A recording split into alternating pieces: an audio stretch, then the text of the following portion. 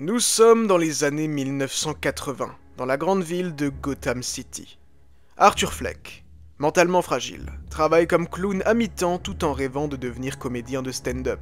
Cependant, sa vie est pleine de souffrances et d'humiliations. Il vit avec sa mère, Penny, et souffre d'un trouble qui lui fait éclater de rire de manière incontrôlable, même dans des situations inappropriées. Arthur est marginalisé à tous les niveaux. Dans une société déshumanisée et en déclin, il est constamment moqué, maltraité et rejeté. Un jour, il est agressé par des adolescents et plus tard, il est renvoyé de son emploi après avoir été accusé à tort de négligence au travail. Cette accumulation d'événements humilisants le plonge encore plus profondément dans la dépression et l'isolement. Le tournant arrive lorsqu'Arthur, dans un accès de rage, tue 3 employés de Wall Street dans le métro après avoir été harcelé. Cet acte de violence marque le début de sa transformation. Bientôt, il cesse de prendre ses médicaments et abandonne tout espoir de s'intégrer à la société. Ce meurtre déclenche également une révolte sociale à Gotham, les citoyens en colère utilisant le masque de clown comme symbole de résistance contre l'élite.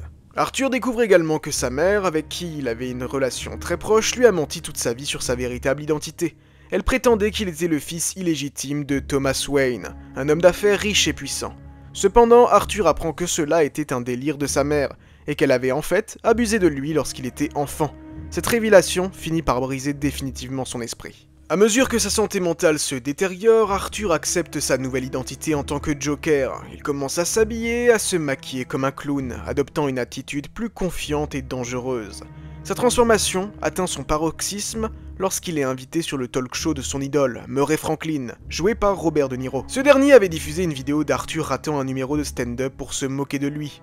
Lors de l'émission en direct, Arthur confesse ses meurtres et dénonce l'hypocrisie de la société, avant de tuer Murray devant toutes les caméras. Ce meurtre public déclenche une vague de chaos et de violence dans toute la ville. Le Joker devient malgré lui un symbole de révolte pour les citoyens opprimés de Gotham, qui embrasent les rues dans une série d'émeutes. Tandis que de son côté, Arthur est envoyé au pénitencier d'Arkham, hôpital psychiatrique. Et c'est ainsi que se conclut le film Joker. Je vous propose maintenant qu'on analyse tout ça d'un petit peu plus près. Mais avant de rentrer plus pleinement dans le sujet, je vous invite bien évidemment à vous abonner à cette chaîne, à laisser un pouce et à activer la cloche. Le Joker.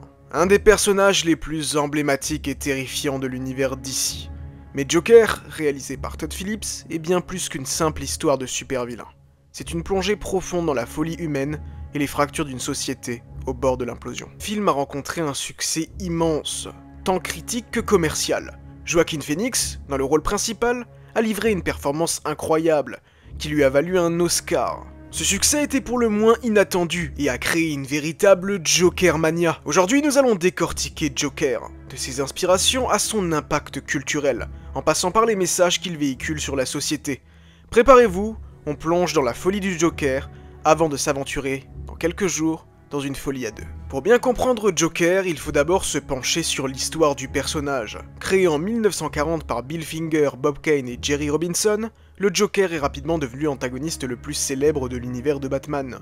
De son introduction dans les comics à ses adaptations au cinéma, il a toujours représenté le chaos, l'anarchie et surtout la folie. Ça n'est pas la première fois que nous voyons le Joker sur grand écran.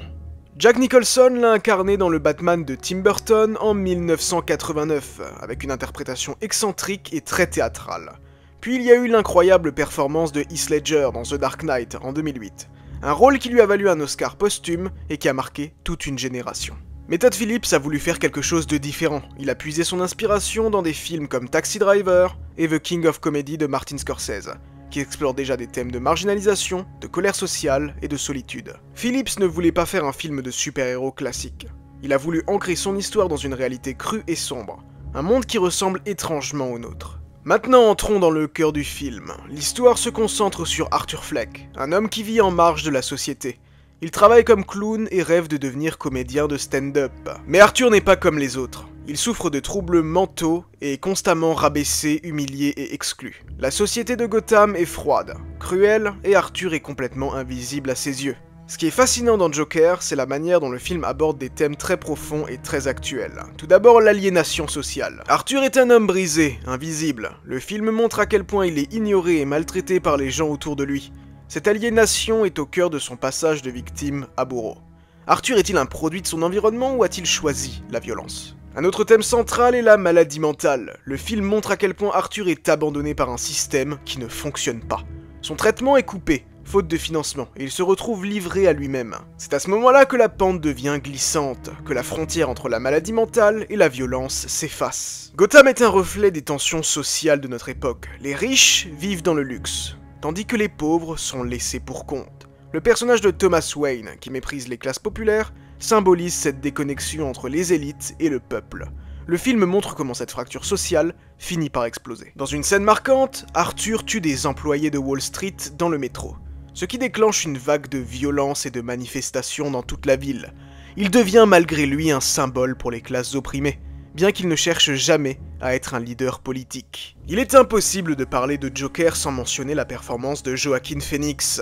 Il a littéralement habité le personnage. Il a perdu plus de 20 kilos pour se transformer physiquement, et cela se voit à l'écran. Son corps émacié, ses mouvements étranges, tout dans sa manière de jouer contribue à nous faire sentir l'aliénation et la douleur d'Arthur. Le rire du Joker, une composante essentielle du personnage, prend ici une nouvelle dimension.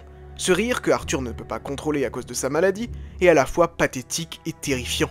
Phoenix parvient à exprimer toute la souffrance intérieure de son personnage à travers ce rire, qui devient un symbole de sa folie progressive. Sa transformation est également progressive, mais inévitable. Du clown triste et ignoré au tueur anarchique, Phoenix nous fait passer par une gamme d'émotions, nous laissant à la fois compatissants et horrifiés. Mais Joaquin Phoenix n'est pas le seul à briller, les personnages secondaires jouent un rôle important dans l'évolution d'Arthur. Par exemple Frances Conroy, qui joue Penny Fleck, la mère d'Arthur. Elle est cruciale, c'est une femme malade, fragile, qui nourrit Arthur de mensonges sur son passé et un lien avec la famille Wayne. Cette relation toxique et déformée est l'un des moteurs de la déchéance d'Arthur. On peut aussi parler de Robert De Niro, qui incarne Murray Franklin, un animateur de talk show. En le ridiculisant publiquement, Murray devient l'un des catalyseurs de la transformation finale d'Arthur en Joker. De Niro, en étant lui-même un hommage vivant à The King of Comedy, joue parfaitement ce rôle de star déconnecté, qui humilie sans comprendre les conséquences. En plus des performances, Joker est une œuvre magistrale sur le plan visuel. La photographie du film, réalisée par Lawrence Sher, est somptueuse. Gotham est représentée comme une ville sale, sombre, presque suffocante. Les tons gris et ternes dominent, symbolisant la tristesse et le désespoir d'Arthur. Mais au fur et à mesure que le Joker émerge, des couleurs plus vives apparaissent. Le vert, le rouge, des couleurs qui évoquent le chaos et la folie. Une scène qui illustre cela à la perfection est celle où Arthur danse dans les escaliers après s'être transformé en Joker. Cette scène, accompagnée de la musique de Gary Glitter, contraste avec tout ce qu'on a vu auparavant. Le décor lugubre reste le même, mais Arthur habillé en Joker danse joyeusement, comme s'il acceptait enfin sa nouvelle identité. La bande sonore, composée par Hildur Guðnadóttir, est également un élément central du film. Les violoncelles graves et oppressants renforcent cette atmosphère pesante.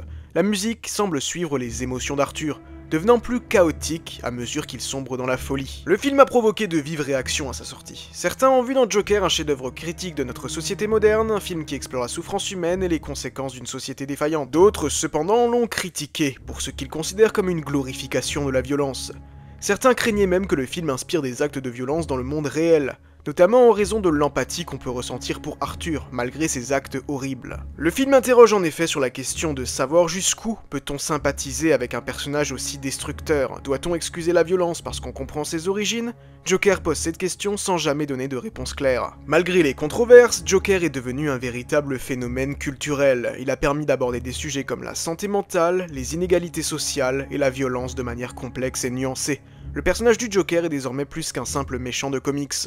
Il est devenu une métaphore de la souffrance intérieure, de la colère et de l'aliénation sociale. Le film a également influencé la manière dont les films de super-héros peuvent être perçus. Joker montre qu'un film basé sur un personnage de bande dessinée peut aussi être une œuvre d'art à part entière, un drame psychologique profondément ancré dans le réel. En conclusion, Joker n'est pas qu'un simple film sur un méchant de comics. C'est une réflexion sur la condition humaine, sur la souffrance et sur la folie. Il nous pousse à nous interroger.